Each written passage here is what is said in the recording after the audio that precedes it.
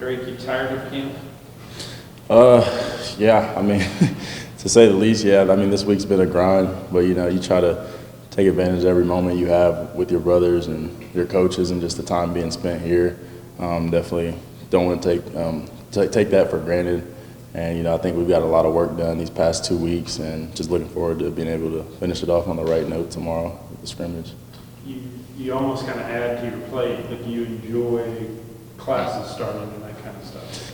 I mean, classes are not as fun, but, I mean, it's different. I think our schedule right now is pretty rigorous, and, I mean, with classes, it's probably, takes some off of us. We're not at the facility all day, but it's just a shift in focus, just having something else to do in the morning and having to come back and do football. But I know we'll handle it well and do what we need to do to take care of business and stay on the right track and get ready for week 1.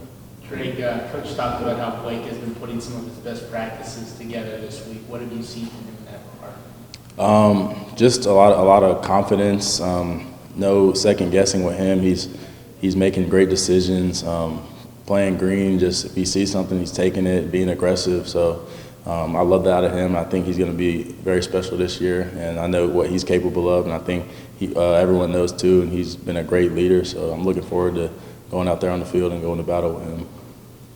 In terms of, you also talked about Coach Grimes coaching the O-line this week. As someone who knows what it's like to get coached by Coach Grimes, did any of the O-linemen come up and go, what is he doing? Yeah, I mean, I think it was definitely for them. It was a little different. I mean, Coach Mateos is a great coach, but Coach Grimes, he has a different way of doing things, and neither of them are right or wrong. But Grimes is going to push you and get the best out of you. You'll hear from him too. But I mean, he's coached online before. He's kind of an OG, so he knows the ins and outs of that position. So I think him going over there is a good switch up for them, and definitely he's getting the best out of them for sure.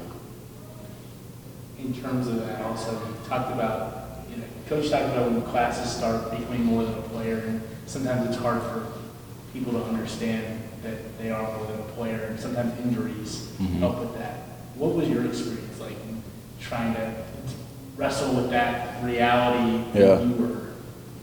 I mean, excuse me, when I went down, it was like, well, I didn't want to go to class. I'm like, I'm hurt, feeling sorry for myself, but it's like, that don't matter. Like, the work don't slow down for anybody. So, I mean, you're out of that football, especially if you get injured, and it's like it's good to be attentive and go to class. Your professors see you. There's people on campus watching the football players, so it's just a good look for us to be there and be prepared, and also take care of our grades and try to get one of the highest GPAs this year as a team. So, yeah. Seemed like one of Dave's takeaways from the scrimmage last week was the tight ends got more involved. Is that something you've seen maybe progress during camp, you guys becoming more involved? Yeah, for sure. I think there's always an effort to get us on the field and different personnels and get the ball in our hands. And I mean, sometimes we may not have as many targets. Sometimes we may have all the targets. So it just depends on what kind of day it is, what kind of how the defense is ran. But I think there's definitely plenty of opportunity for us to make an impact in the passing game and the run game as well.